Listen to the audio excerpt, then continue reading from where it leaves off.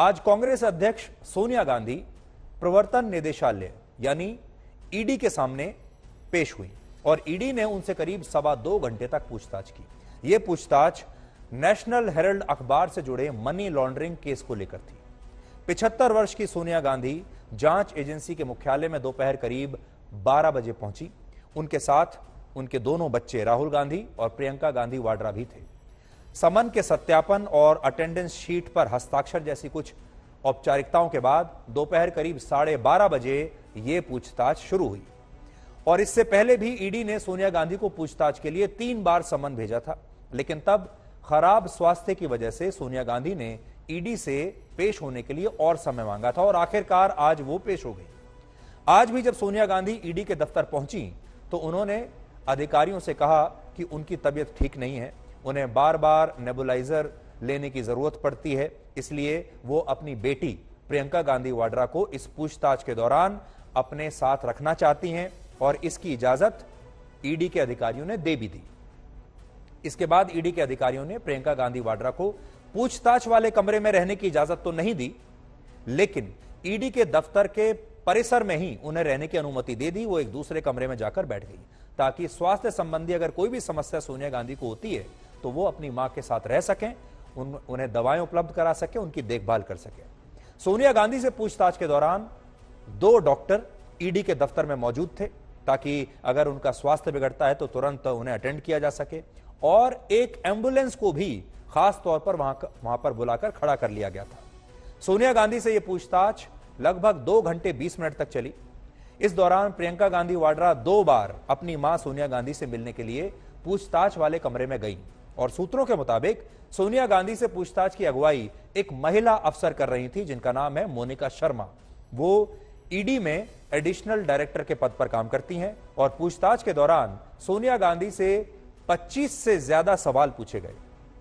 अब 2 घंटे 20 मिनट में अगर 25 सवाल भी पूछ लिए तो काफी है, जिसके बाद उन्हें घर जाने के लिए इजाजत दे दी गई। अब सोनिया गांधी को फिर से पूछताछ के लिए 25 जुलाई को बुलाया गया है। जो हमारे सूत्र हैं ईडी में, उनके मुताबिक सोनिया गांधी से सवाल जवाब पूरे होने के बाद उन्हें आज जाने के लिए कह दिया गया, क्योंकि सोनिया गांधी ने भी उन्हें कहा कि अब उन्हें दवाई लेनी है, उन्हें बार बार मेडिकेशन की जरूरत पड़ती है, वो इससे ज्यादा ठहर भी नहीं पाएंगी। हमारे पास आज उन बड़े सवालों की एक लिस्ट है जो नेशनल हेरल्ड केस से जुड़े हुए हैं, जो आज उनसे पूछे गए। वो सवाल कौन से हैं, इसे जानने से पहले आपको यह पता होना चाहिए कि नेशनल हेरल्ड केस आखिर है क्या और सोनिया गांधी और राहुल गांधी से पूछताछ क्यों हो रही है, उन पर आरोप क्या है। तो आरोप क्या है वो देखिए। नेशनल हेरल्ड एक अखबार है जिसे वर्ष 1938 में यानी आजादी से पहले पंडित जवाहरलाल नेहरू ने शुरू किया था। शुरुआत में इस अखबार को एसोसिएटेड जर्नल्स लिमिटेड यानी एजेएल नाम की एक कंपनी चलाती थी, जिसमें कांग्रेस और गांधी परिवार का ही पूरा प्रभाव था। वर्ष 2008 में बढ़ते हुए घाटे की वजह से नेशनल हेरल्ड अखबार को बंद करना पड़ा। हालांकि एजेएल के पास उस समय तक करीब 2000 करोड़ रुपए की संपत्ति आ गई थी, क्योंकि जब भारत आजाद हुआ और जवाहरलाल नेहरू प्रधानमंत्री बने, उसके बाद गांधी परिवार के प्रधानमंत्री एक के बाद एक बनते चले गए और जब एजेएल का विस्तार हुआ, नेशनल हेरल्ड का विस्तार हुआ, तो उसके तमाम देश के अलग अलग शहरों में उसके दफ्तर थे जहां से वो लोग ऑपरेट करते थे और अब उन संपत्तियों की जो कीमत है वो हजारों करोड़ में है। जब इस अखबार को बंद किया गया क्योंकि ये घाटे में था, तब कांग्रेस ने एजेएल को पार्टी फंड से बिना ब्याज लिए 90 करोड़ रुपए का लोन दे दिया। पार्टी फंड से, ये याद रखिएगा, पार्टी के फंड से एजेएल को लोन दे दिया, वो भी बिना इंटरेस्ट के।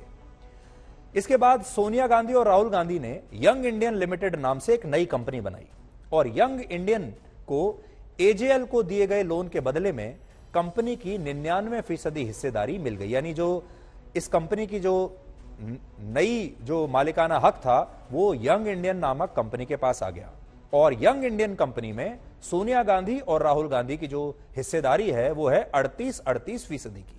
दोनों मां बेटों के 38% हिस्सेदारी है और बाकी के जो 24% शेयर हैं वो कांग्रेस के अन्य बड़े नेताओं के पास थे। वर्ष 2012 में बीजेपी के नेता सुब्रमण्यम स्वामी ने इस मामले में दिल्ली हाईकोर्ट में एक केस दर्ज कराया और कहा कि यह फ्रॉड हो रहा है। आरोप लगाया कि यंग इंडियन लिमिटेड कंपनी के जरिए एजेएल का गलत तरीके से अधिग्रहण हुआ है और कांग्रेस के नेताओं ने करोड़ों की संपत्ति को हथिया लिया है। 90 करोड़ रुपए देकर कई हजार करोड़ की संपत्ति हथिया ली है। अगस्त 2014 में ईडी ने इस मामले का संज्ञान लिया और मनी लॉन्ड्रिंग का एक केस दर्ज कर लिया।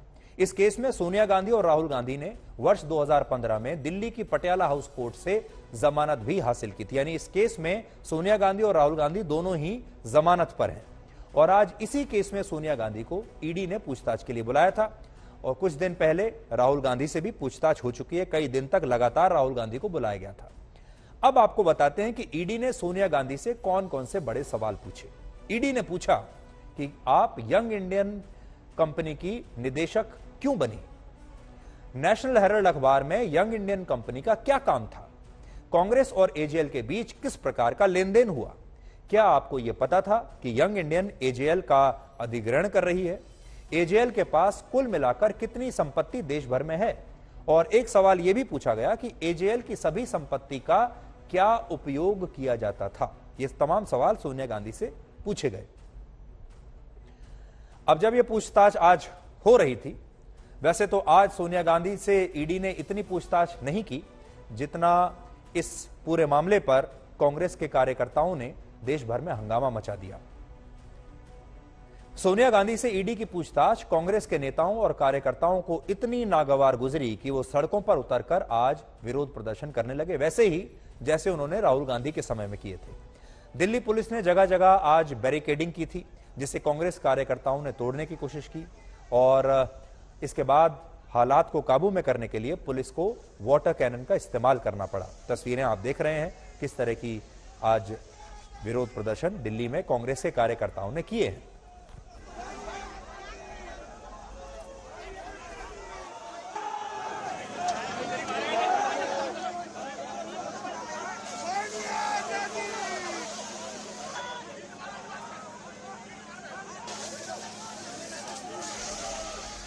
कांग्रेस ने देश भर में जगह जगह विरोध प्रदर्शनों के नाम पर खुलकर उपद्रव मचाया और सार्वजनिक संपत्ति को भी नुकसान पहुंचाया। और ये तस्वीरें जो अब आप देख रहे हैं, ये बेंगलुरु की हैं, जहां कांग्रेस के कार्यकर्ताओं ने ईडी के कार्यालय के सामने एक कार को भी आग लगा दी। ऐसी ही तस्वीरें देश के अलग अलग हिस्सों से आई हैं। कहीं ईडी के पुतले जलाए गए, कहीं विरोध प्रदर्शन किया गया, कहीं जुलूस निकाले गए और दिल्ली में शिवाजी ब्रिज पर प्रदर्शन के दौरान कांग्रेस कार्यकर्ताओं ने 3 ट्रेन्स को भी रोक दिया।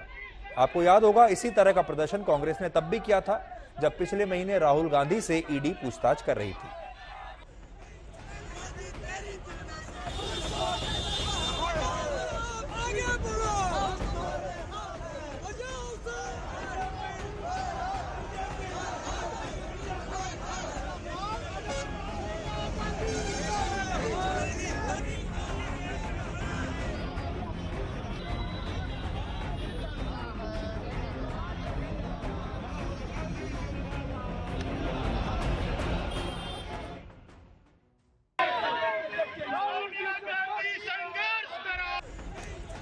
ये सब देखकर दिमाग में एक सवाल जरूर आता है कि हमारे देश में महंगाई, बेरोजगारी और तमाम तरह के बहुत सारे मुद्दे हैं जो आम जनता से जुड़े हुए हैं, जिनका आपके जीवन पर बहुत असर पड़ता है। लेकिन ऐसे मुद्दों पर कांग्रेस ने आखिरी बार इस तरह का प्रदर्शन कब किया था और कब कांग्रेसी कार्यकर्ता और नेता आम आदमी के हक की लड़ाई लड़ने के लिए इतनी शिद्दत से, इतने जोश के साथ सड़कों पर उतरे थे? ये आप भी आज पूछिएगा अपने आप से कि आखिरी बार आपने कांग्रेस के नेताओं को आपसे जुड़े हुए किसी मुद्दे पर ऐसा विरोध प्रदर्शन करते हुए कब देखा था।